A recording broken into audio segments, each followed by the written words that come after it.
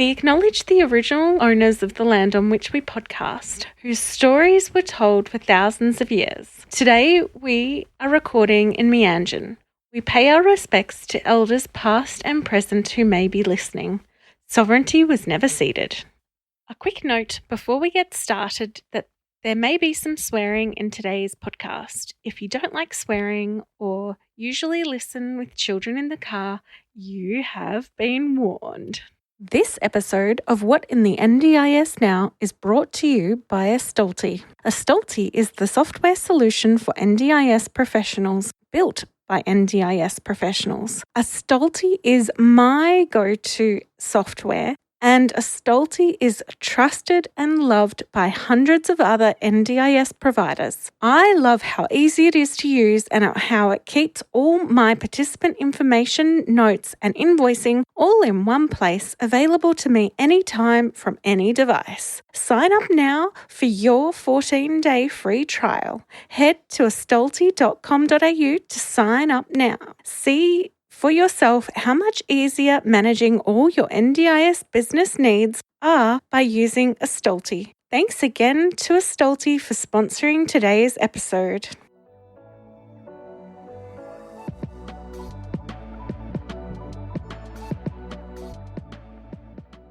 You're listening to What in the NDIS The News, a podcast where I, Hannah Redford, and my friend Sam Rosenbaum discuss all the hot topics out of the NDIS. Hi Sam, how are you going? Yeah, going well, Hannah, as always, on the roller coaster journey of the NDIS that we are on.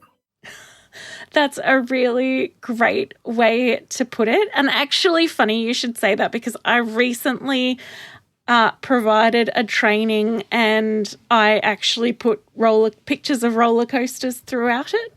I think it's a quite a good analogy for the current situation.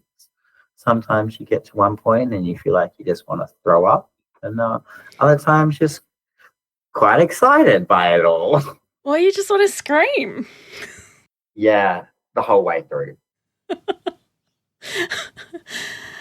So this episode is a news episode. Yay, news! Well, there has been quite a lot of rapid changes and coming out, and quite a lot of misunderstanding from all of it, and quite a lot of uncertainty because the information from both government and the NDIS, Quality and Safeguards Commission, as always, is subpar. Oh, yeah, that's putting it mildly. Yes, absolutely. So the first thing on the agenda is from Section 33. We've got the legislative instrument that is in plain English, apparently. And what we wanted to highlight, because we talked a lot about Section 33 in the last episode, and we found this document and we wanted to talk a little bit about it to help clarify some of the things that people have been struggling with since the 19th of May when Section 33 was fully implemented. Yeah, and as we said on the last episode, or the last news episode, the changes themselves have been quite confusing to wrap around how they're doing it all.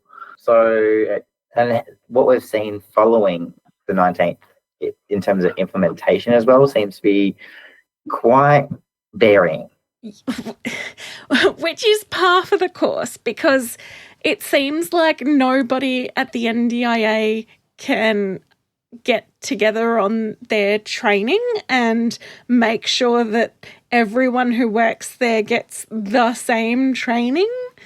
Consistency has never been key. No, that's absolutely true. So where I'm going to start, Sam, is by quickly recapping some of what we talked about on the last episode so that people can follow, but hopefully you've listened to the last episode so that you know a little bit more about what we're talking about. So firstly, we have a few new words. So there's total funding amount, which is the total amount of funding that is in a participant plan. There are funding components, which is a new fancy word for the different categories in a plan. So they're called funding components. And lastly, what everyone is losing their mind over really is the funding periods. So talking about the funding periods, what I wanted to point out in this document is how does a planner work out what the funding periods should be? Yeah, so as I said last news episode, it is very a bit to wrap around, lots of new words, lots of changes again. But what we were struggling to really understand is how it would or is going to be applied. Let's break down with the legislative instrument and the plain English on the key kind of considerations that planners use to apply the periods. But before we do, I think we should probably call out as well the variance in how it's being applied throughout different categories as well that we've seen.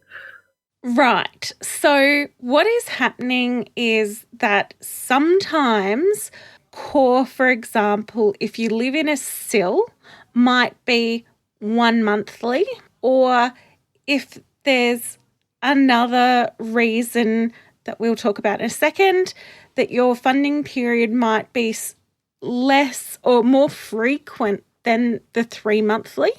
The funding component of core could be 1 monthly funding periods, for example, and then the funding component of capacity building could be 3 monthly. So even within the one plan, you could have varying funding periods over the funding components, which will become more and more complex and difficult depending on a person's complexity.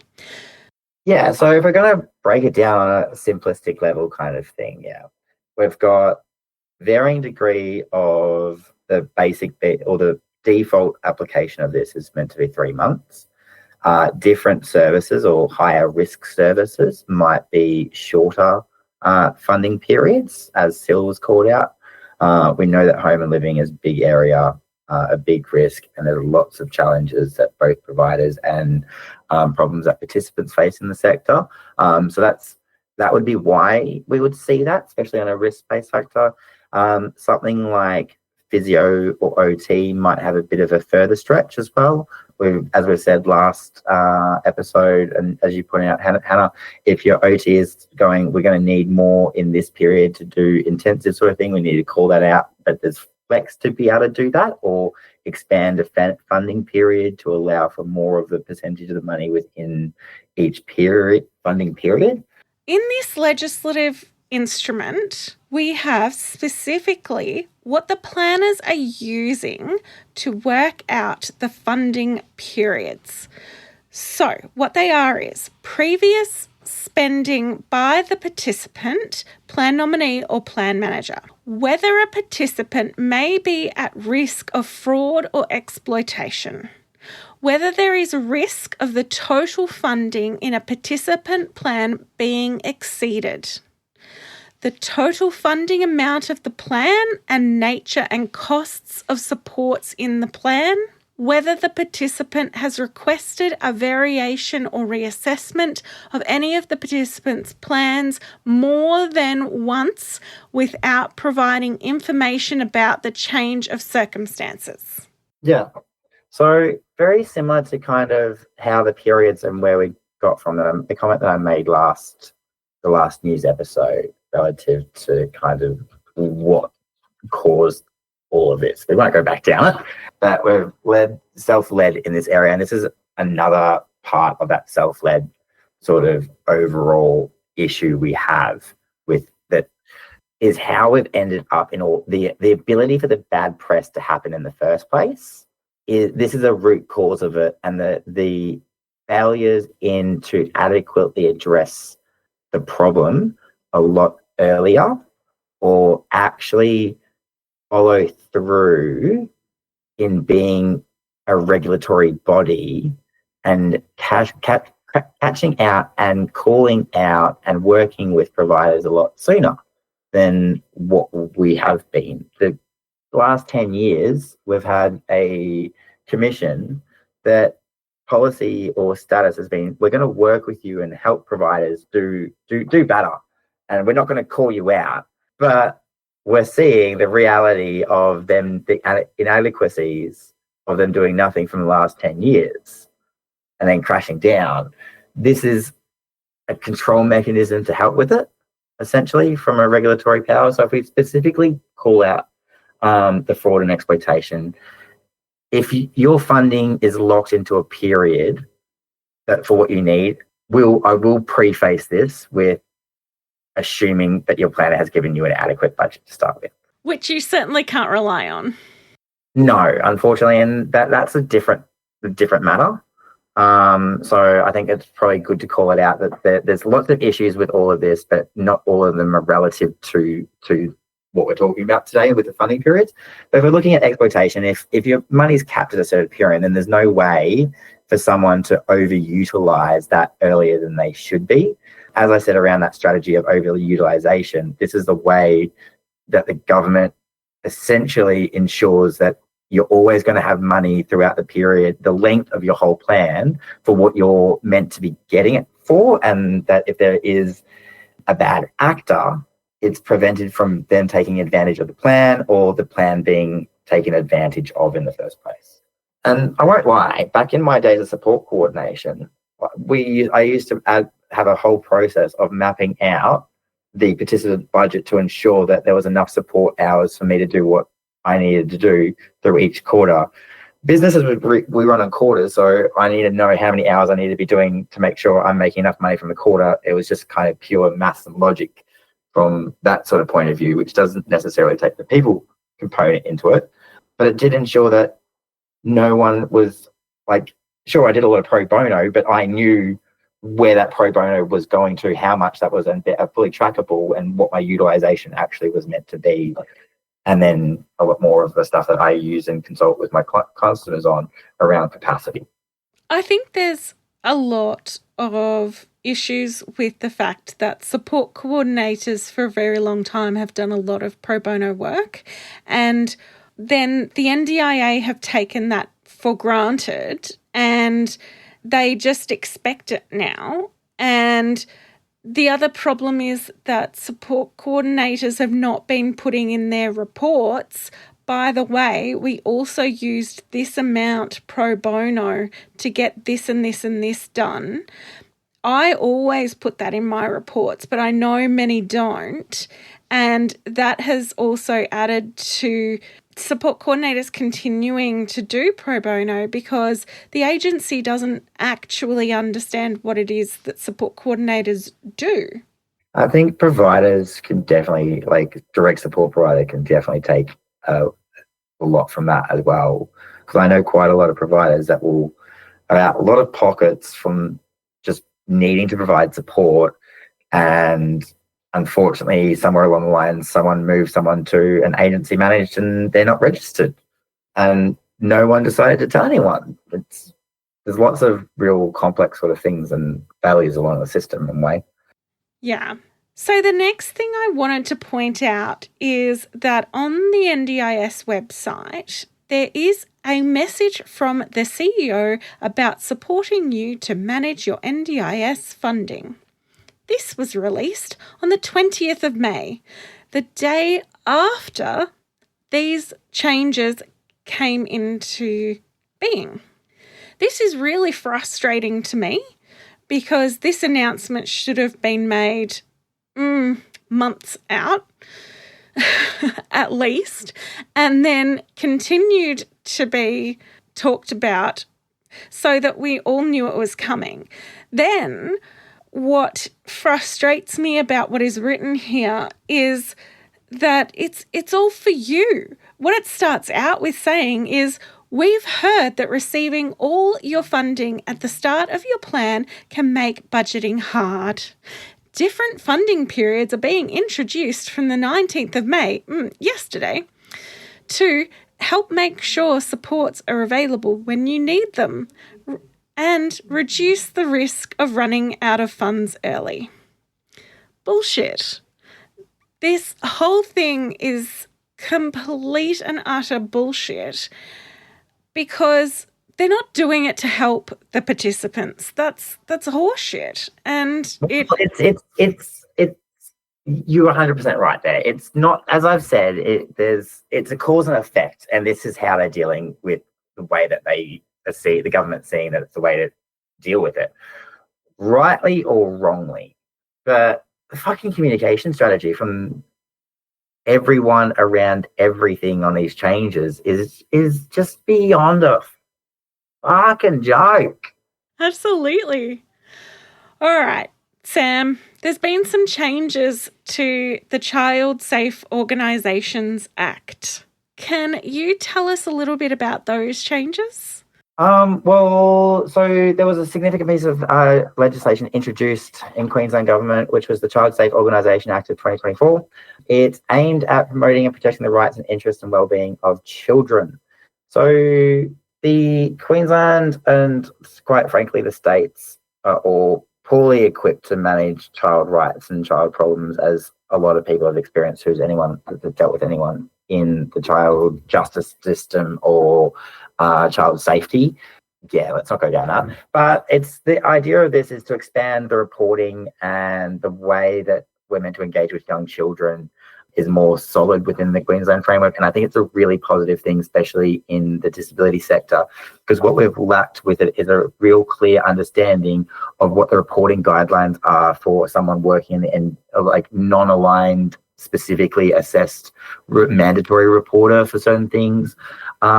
This builds out a whole reportable conduct scheme that is a lot more clearer. And we, as NDIS, well, people providing supports to people with a disability, we are included in on this. So it's expanding the scope of how everything's enforced with child safety. We're also getting the Queensland Family and Child Commission is handling the notification. So we've got a little bit more guidance rather than kind of the ad hoc kind of, we're not a mandatory reporter at the moment, so go to the police. And if the victim doesn't want to discuss, well, then we're just sitting on quite some potentially harmful information that no one's really doing anything with. And Department of Child Services are heavily overworked and under-resourced to do anything adequately, as we kind of seeing in the news. And underappreciated.